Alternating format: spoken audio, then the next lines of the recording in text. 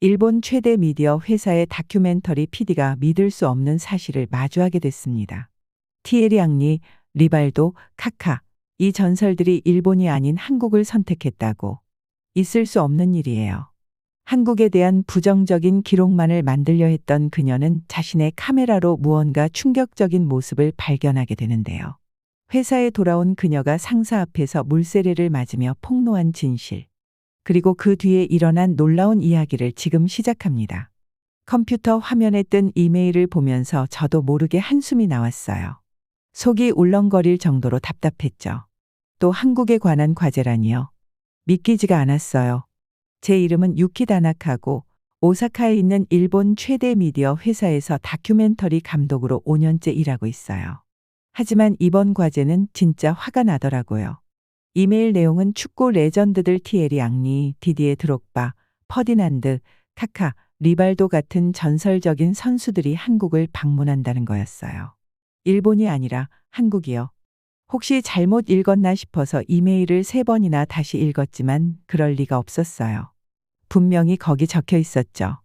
이 대단한 선수들이, 축구계에 살아있는 전설들이 일본이 아니라 한국을 선택했다는 사실이요. 이게 말이 돼? 혼잣말로 중얼거리며 의자에 기대 앉았어요. 아까 마시던 커피도 다 식어버렸더라고요. 너무 어이가 없어서 커피 생각조차 안 났어요. 도대체 왜 한국을 선택한 거지? 일본이 모든 면에서 더 뛰어나다는 걸 모를 리가 없잖아요. 기술, 문화, 음식, 도시까지 일본이 더 낫다는 건 명백한 사실인데요. 저는 어릴 때부터 뉴스나 다큐멘터리에서 한국에 대한 얘기를 자주 접했어요.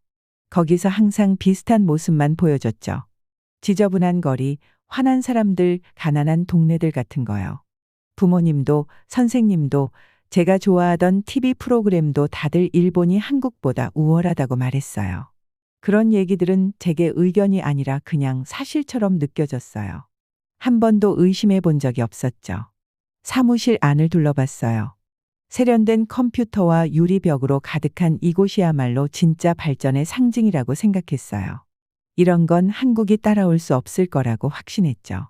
그때 동료인 히로시가 제 책상 옆을 지나가다가 제 표정을 보고 멈춰섰어요. 히로시는 우리 팀에서 가장 뛰어난 카메라맨 중 한 명이에요. 여러 프로젝트를 같이 했던 동료죠. 무슨 안 좋은 소식 있어요?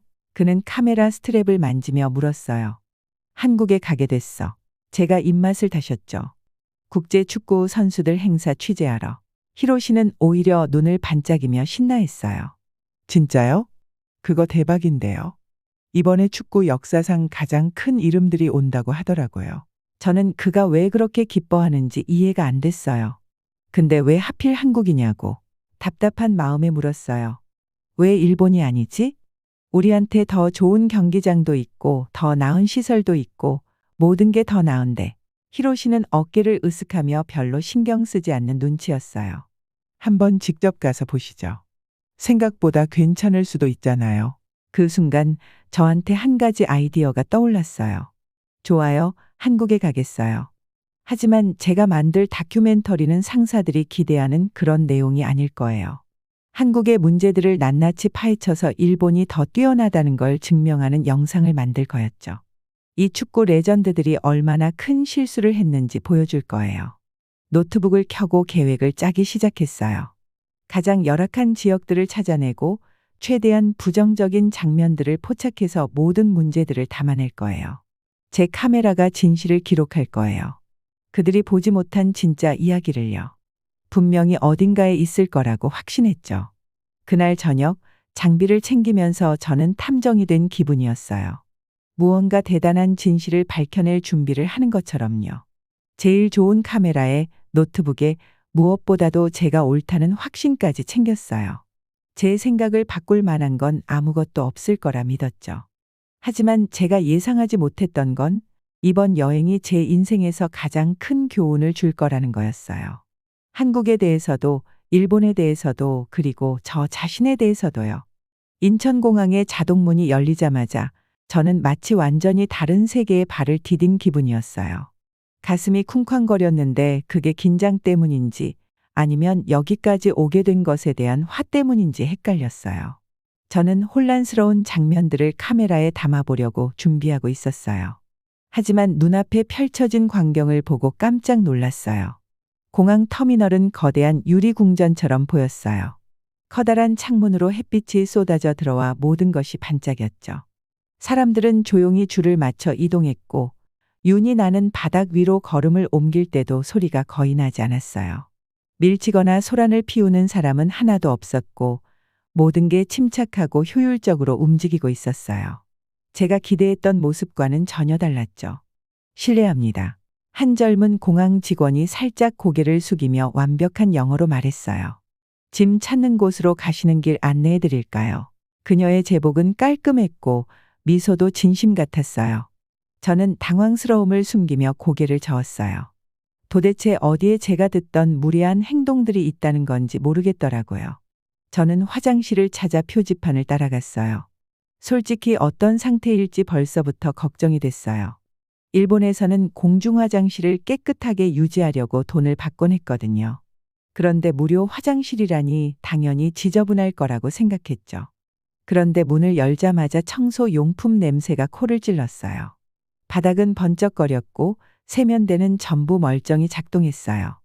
심지어 화장지도 고급스러웠고 삼각형 모양으로 단정하게 접혀 있었어요. 그 자리에 멍하니 서 있었죠. 한국에 대해 갖고 있던 확신이 마치 얇은 얼음처럼 금이 가는 기분이었어요. 배에서 꼬르륵 소리가 났어요. 일본을 떠난 이후로 아무것도 먹지 않은 게 생각났어요. 사실 저는 한국에서 단 한 푼도 쓰지 않으려고 에너지 바를 챙겨왔거든요. 그런데 근처 식당에서 나는 고기 굽는 냄새가 코를 자극하자 입에 침이 고였어요. 제 동료들은 벌써 그쪽으로 향하면서 손짓으로 저를 부르고 있었어요. 유키, 얼른 와. 카메라맨인 타케시가 외쳤어요. 한국까지 와서 음식은 꼭 먹어봐야지. 저는 뭔가 반박하고 싶었지만 결국 배고픔이 이겼어요. 식당 안은 손님들로 붐볐지만 혼잡한 느낌은 없었어요. 서버들은 효율적으로 테이블 사이를 오가며 지글지글 익어가는 고기 접시를 날랐어요. 웃음소리와 대화 소리가 가득한 공기 속에는 마늘과 돼지고기 냄새가 퍼져 있었어요. 우리는 테이블 중앙에 내장된 그릴이 있는 자리에 앉았어요. 서버가 두툼한 삼겹살을 담은 접시와 신선한 채소, 각종 소스, 그리고 당연히 김치를 가져다 줬어요. 빨갛게 절여진 김치는 보기만 해도 강렬해 보였지만 묘하게 구미를 당기더라고요. 자, 내가 하는 거 잘 봐. 한국 가이드인 민지가 말했어요. 그녀는 고기 조각들을 그릴에 올려놓았고 고기는 금방 노릇하게 익기 시작했어요. 지방이 서서히 녹으면서 작은 맛의 강을 만들었죠. 고기가 딱 적당히 익자 민지가 쌈 싸는 방법을 알려줬어요. 상추에 고기와 밥, 소스 그리고 김치까지 넣어 싸먹는 거였어요. 저는 처음 한 입을 베어 물면서 이걸 싫어할 거라고 확신했어요. 그런데 오히려 입안에서 폭발하는 맛에 놀랐어요. 부드럽고 풍부한 고기, 아삭한 상추, 매콤하면서도 새콤한 김치가 완벽하게 어우러졌어요. 저도 모르게 또 손이 가더라고요. 더 놀라운 건 계산서였어요. 이 정도 양과 질의 음식을 이 가격에 먹을 수 있다니 믿기지 않았어요. 도쿄였다면 같은 음식의 2배는 냈을 거예요. 그런데 저는 다시 화가 났어요. 이번엔 왜 내가 한국에 대해 그렇게 확신을 가졌는지에 대한 분노였죠. 식당을 나서면서 또 다른 놀라운 걸 발견했어요. 이렇게 바쁜데도 모든 게 깨끗하고 정돈돼 있었어요. 직원들은 잘 짜인 기계처럼 일했고 손님들도 예의 바르고 인내심이 있었어요. 심지어 테이블에서 직접 고기를 구워 먹는 모습마저 서로를 믿고 효율적으로 움직이는 문화 같았어요. 저는 카메라를 꺼내 들고 제 선입견에 맞는 무언가를 찾아보려고 했어요. 하지만 한국의 열등함을 증명해 줄 거라고 생각한 모든 장면이 제 기대를 배반했어요.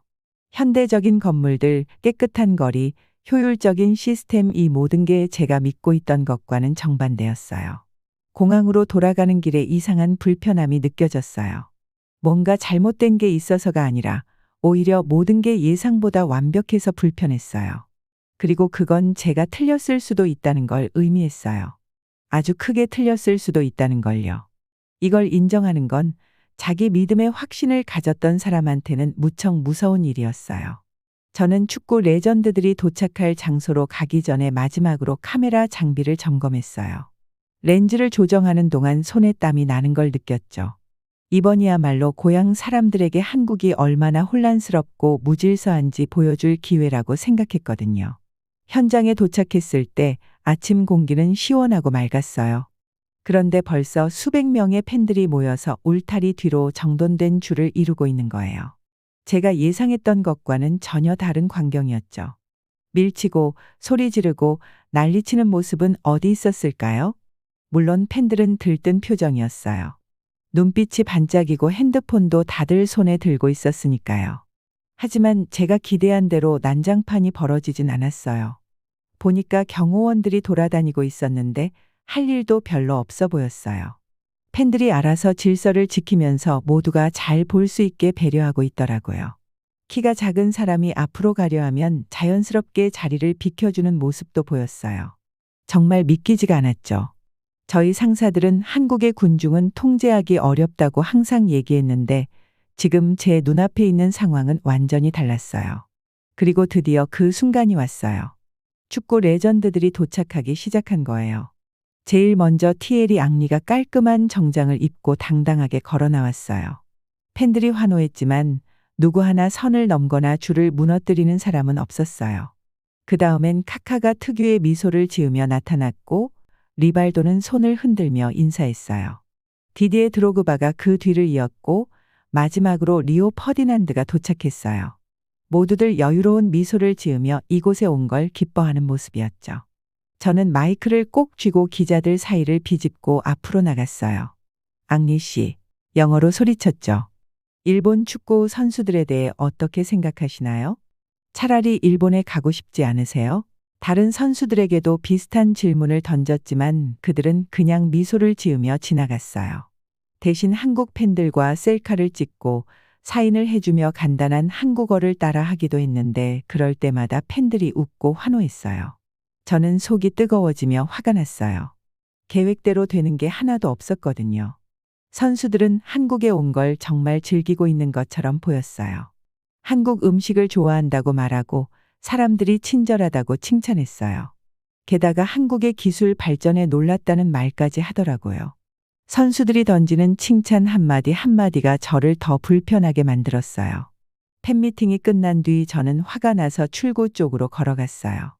두고 봐. 이제 사람들 다 빠지면 난장판이 돼 있을 거야.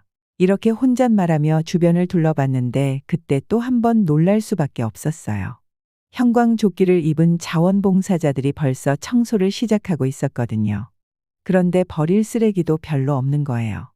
팬들이 쓰레기통을 잘 이용하고 스스로 주변을 정리한 거죠. 그때 동료인 타케시가 저를 따라와서 옆에 섰어요. 우리가 예상했던 거랑 좀 다르지 않아요? 그는 조용히 말했어요. 저는 대답하지 않았지만 그는 계속 말을 이어갔어요. 사실 저도 예전에 당신처럼 생각했어요. 근데 작년에 미국에 갔을 때 뭔가 놀라운 걸 봤죠.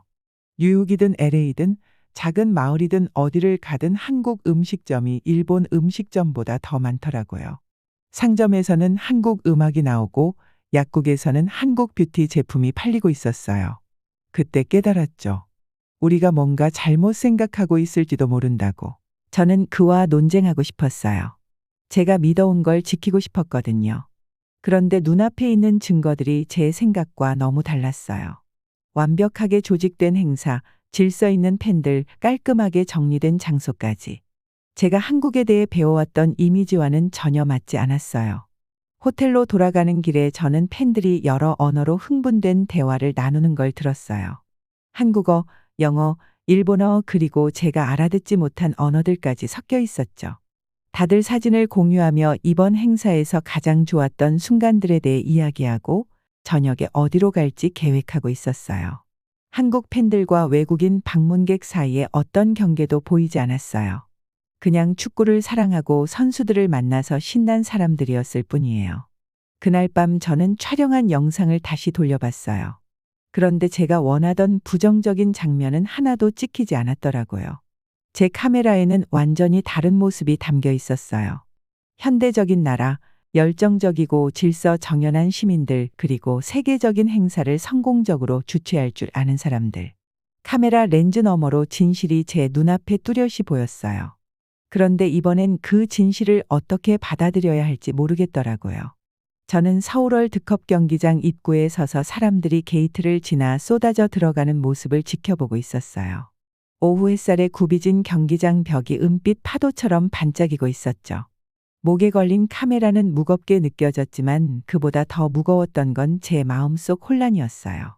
한국에서 지금까지 본 모든 게 제가 알던 것들을 완전히 뒤흔들고 있었거든요. 그때 한 무리의 젊은이들이 눈에 띄었어요. 일본어로 얘기하는 걸 보니 10대나 대학생쯤 되어 보였고 화려한 축구 유니폼을 입고 있었죠.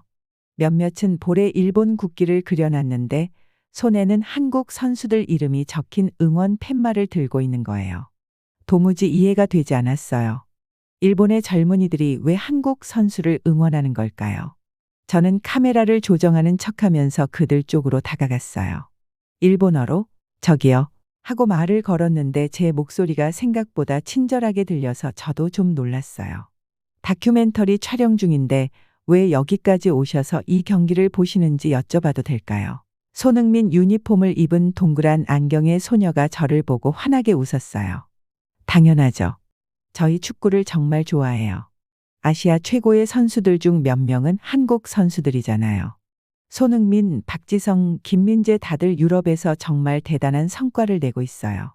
그녀는 말할 때 진심 어린 열정을 드러냈고 한국 선수를 칭찬하는데 전혀 거리낌이 없어 보였어요. 그렇지만 일본 선수들도 있잖아요.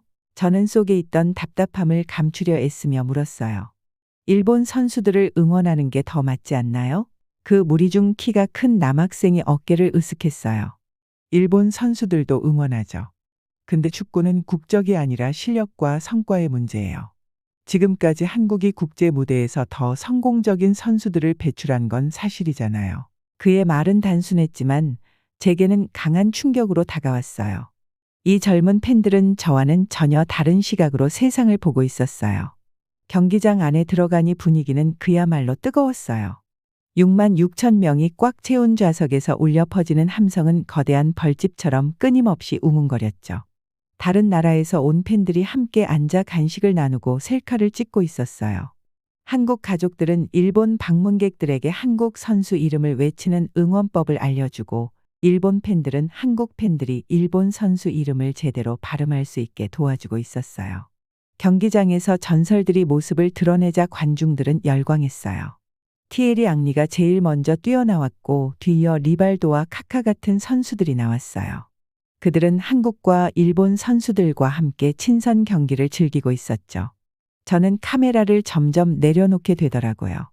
그냥 이 경기를 보고 싶었거든요. 어느 순간 한국 선수가 앙리에게 멋진 패스를 건넸고 앙리가 특유의 부드러운 플레이로 골을 넣었어요. 경기장은 환호성으로 폭발했고 저도 모르게 자리에서 벌떡 일어나 소리쳤어요. 그 순간만큼은 제가 일본 사람도 아니고 반한 감정을 가진 사람도 아니었어요. 그냥 멋진 플레이를 축하하는 또 다른 팬이었죠. 하프타임 때는 어린 일본 소년이 또래 한국 소년과 신나게 얘기하는 모습이 눈에 들어왔어요. 서로의 언어를 잘 알지는 못했지만 손짓과 축구 동작으로 소통하고 있었어요. 둘은 각자 좋아하는 선수의 세리머니를 보여주며 웃고 장난치는 게 꼭 오랜 친구 같았어요. 그 모습을 보면서 제 마음속에 무언가가 바뀌는 걸 느꼈어요. 이 아이들은 저처럼 무거운 편견을 지니고 있지 않았어요. 한국을 적대시하거나 열등한 나라로 여기지도 않았죠.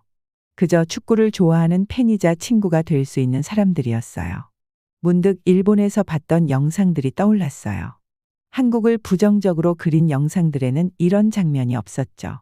스포츠를 통해 서로를 이해하는 사람들, 젊은 세대가 이전 세대가 쌓아온 장벽을 허무는 모습 같은 건 아예 보이지 않았거든요. 후반전이 시작되자 저는 다시 카메라를 집어들었어요. 하지만 이번엔 비판할 점을 찾으려는 대신 연결과 기쁨의 순간들을 담고 싶었어요.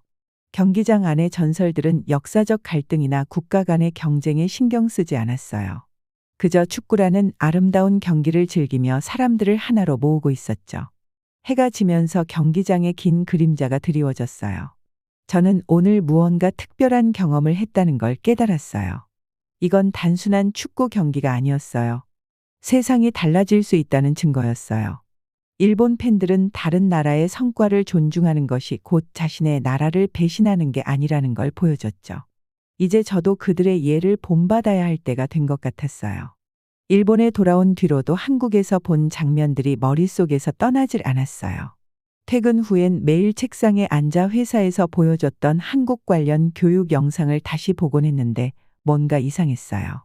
볼수록 뭔가 앞뒤가 맞지 않았거든요. 한국의 일반적인 거리라고 소개된 영상 하나를 유심히 보는데 한국어가 아닌 한자가 적힌 간판이 눈에 띄었어요. 영상을 멈추고 스크린샷을 찍은 뒤 자세히 들여다봤죠. 손이 떨리기 시작했어요. 바로 인터넷에서 같은 장소를 찾아봤는데 그 영상은 한국이 아니라 중국의 어느 작은 도시에서 찍힌 거였어요. 심장이 두근거렸어요. 그래서 다른 영상들도 하나씩 확인하기 시작했죠. 그리고 또 다른 거짓들을 발견했어요. 여러 아시아 국가의 가난한 지역에서 찍은 영상들을 가져다가 한국이라며 보여주고 있었던 거예요. 심지어 한국어 간판까지 조작해서 붙여놓은 영상도 있었어요. 더러운 한국 동네라고 했던 거리들은 사실 한국이 아니었어요. 믿을 수가 없었어요. 제가 이런 영상을 몇 번이나 다른 사람들에게 보여줬을까요? 도대체 몇 명이나 이 가짜 영상들로 제가 속였던 걸까요? 그런 생각을 하니 속이 메스꺼워졌어요. 다음 날 아침, 저는 스크린샷과 원본 영상 위치, 조작의 증거들을 다 모아서 타나카 부장님 사무실로 갔어요. 문을 두드릴 때 손에 땀이 맺힐 정도로 긴장됐어요. 들어오세요. 타나카 부장님이 말했어요. 부장님 책상 맞은편에 앉아서 준비한 자료를 올려놨어요. 부장님, 한국 관련 영상에 대해 보여드릴 게 있습니다. 타나카 부장님은 컴퓨터 화면에서 눈도 떼지 않은 채 물었어요. 뭐가 문제라는 거죠? 저희가 사용했던 영상들이 가짜예요. 여기 좀 봐주세요. 제가 파일을 열고 스크린샷을 보여드렸어요. 이건 한국이 아니라 중국입니다. 그리고 이건 태국에서 찍힌 영상인데 누군가가 한국어 텍스트를 얹어놨어요. 그만해. 타나카 부장님이 책상을 콱 내리치자 깜짝 놀라 몸이 움츠러들었어요. 너 지금 제정신이야? 부장님, 저희가 사람들한테 거짓말을 하고 있는 거예요. 제가 한국에 직접 가봤잖아요. 그곳은 우리가 보여주던 모습과 전혀 달랐어요. 그때 문이 열리더니 마츠다 부장님이 들어왔어요. 회사의 수석 PD 중 한 명이었죠. 무슨 일입니까? 타나카 부장님이 제 자료를 가리키며 말했어요. 이 친구가 한국에 한번 다녀오더니 전문가라도 된 줄 아는 모양입니다. 마츠다 부장님이 제 파일을 집어들고 한 장씩 넘겨보기 시작했어요. 페이지를 넘길수록 그의 얼굴이 점점 어두워졌어요.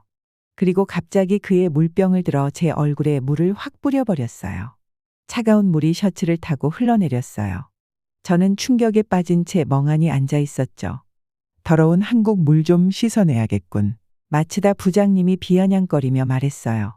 현실을 받아들일 수 없다면 가서 한국 애들이랑 일해보지 그래. 저는 소매로 얼굴을 닦으며 천천히 일어섰어요. 이건 현실이 아니에요. 이건 선전이에요. 저희는 기자잖아요.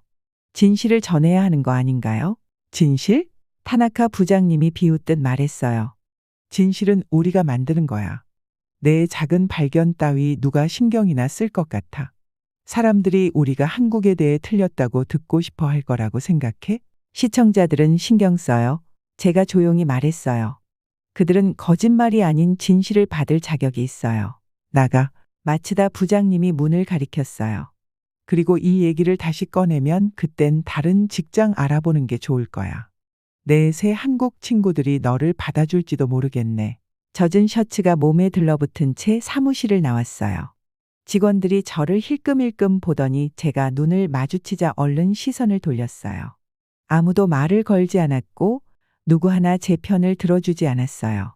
하지만 이상하게도 경력이 시작된 이후 처음으로 제 자신이 깨끗해진 것 같은 기분이 들었어요. 옷에선 물이 뚝뚝 떨어지고 있었지만요. 그날 저녁 저는 집에서 휴대폰으로 찍은 서울의 야경 사진을 바라봤어요. 사진 속 도시는 현대적이고 아름다웠어요. 저희가 퍼뜨리던 가짜 영상들과는 너무나도 다른 모습이었죠. 한국에 가기 전까지 저도 그 거짓말을 믿고 있었던 게 떠올랐어요. 한국에 대한 진실은 비행기 한 번이면 갈 수 있는 가까운 곳에 있었는데 사람들은 여전히 불편한 진실 대신 편한 거짓을 택하고 있었어요. 앞으로 뭘 해야 할지 몰랐지만 한 가지는 확실했어요. 다시는 거짓을 퍼뜨리는 일로 돌아갈 수 없다는 거예요. 그게 제 일자리나 명예 혹은 인간관계를 잃게 만드는 선택이 된다 해도요. 제가 직접 본 한국의 진실은 그 강점과 약점을 포함한 그대로가 우리가 만들어낸 선전보다 훨씬 더 흥미롭다는 걸 알았으니까요. 하지만 회사는 이 진실을 받아들이려 하지 않아요. 일본이 여전히 위대한 나라라고 생각하냐고요? 물론이죠. 제 나라는 여전히 사랑해요. 하지만 이제는 일본을 사랑한다고 해서 한국을 미워할 필요는 없다는 걸 깨달았어요. 두 나라 모두 성공할 수 있고 두 나라 모두 자랑스러워할 무언가를 가지고 있어요. 서로에게 배울 점도 많고요. 동료에게 들었던 이야기들이 떠올랐어요. 미국에서 본 삼성 핸드폰, 현대 자동차 그리고 전 세계로 뻗어나가는 한국 음악과 영화들 말이에요. 예전엔 이런 분야에서 일본이 앞서 있었잖아요. 어쩌면 한국을 미워하는 데 집착하느라 세계가 어떻게 변했는지 제대로 보지 못한 걸지도 모르겠어요. 가장 힘든 건 제가 틀렸다는 걸 인정하는 일이었어요. 매일 아침 거울을 볼 때마다 이전과는 다른 사람이 보여요. 자신에게 주어진 것들을 의심하기 시작한 사람, 직접 보고 느끼며 진실을 마주한 사람이죠. 변화는 쉽지 않아요. 가끔 아직도 한국에 대해 부정적인 생각이 떠오를 때가 있지만 그때마다 멈춰서 스스로에게 묻곤 해요. 이게 진짜인가? 아니면 내가 배워온 또 다른 거짓말인가? 요즘엔 한국 뉴스를 보기 시작했어요. 비난하려는 게 아니라 배우기 위해서요. 동네에 있는 한국 학생들과도 대화를 시작했어요. 판단하려는 게 아니라 이해하려고요. 작은 걸음일지 모르지만 중요한 시작이라고 생각해요. 어제 결심을 했어요. 다큐멘터리를 만들기로요. 하지만 회사가 원하는 거짓된 다큐멘터리가 아니에요. 제가 직접 본 진짜 한국을 보여줄 거예요. 완벽하진 않지만 제가 상상했던 끔찍한 곳과는 거리가 먼 그 모습을요. 이 선택이 제 일자리를 잃게 할 수도 있다는 걸 알아요. 이미 몇몇 친구들은 저를 피하면서 뒤에서 친한파라고 부르고 있어요. 하지만 더는 거짓말을 퍼뜨릴 수 없어요. 좋은 기자는 어려운 진실도 말해야 하고 좋은 사람이라면 틀렸을 때 인정할 줄 알아야 한다고 생각해요. 일본과 한국이 진정한 친구가 될 수 있을까요? 솔직히 모르겠어요. 두 나라 사이엔 너무 많은 역사와 상처가 있어요. 그래도 조금 더 단순한 것부터 시작할 수는 있을 것 같아요.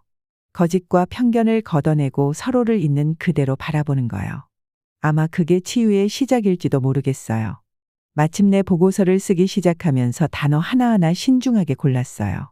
거짓말은 쓰지 않겠지만 존중은 잃지 않을 거예요.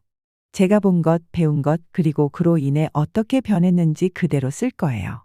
어떤 사람들은 제 이야기를 들어주겠지만 어떤 사람들은 외면하겠죠. 그래도 최소한 거울 속에 저 자신을 보며 진실을 말했음을 자부할 수 있을 거예요. 진실은 이거예요. 저도 여전히 배우는 중이고 성장하는 중이에요. 그게 괜찮다는 것도 알게 됐어요. 때로는 우리가 할 수 있는 가장 용기 있는 일이 틀렸음을 인정하고 변화를 받아들이는 거잖아요. 제 여정은 아직 끝나지 않았어요. 이제 막 시작일 뿐이에요.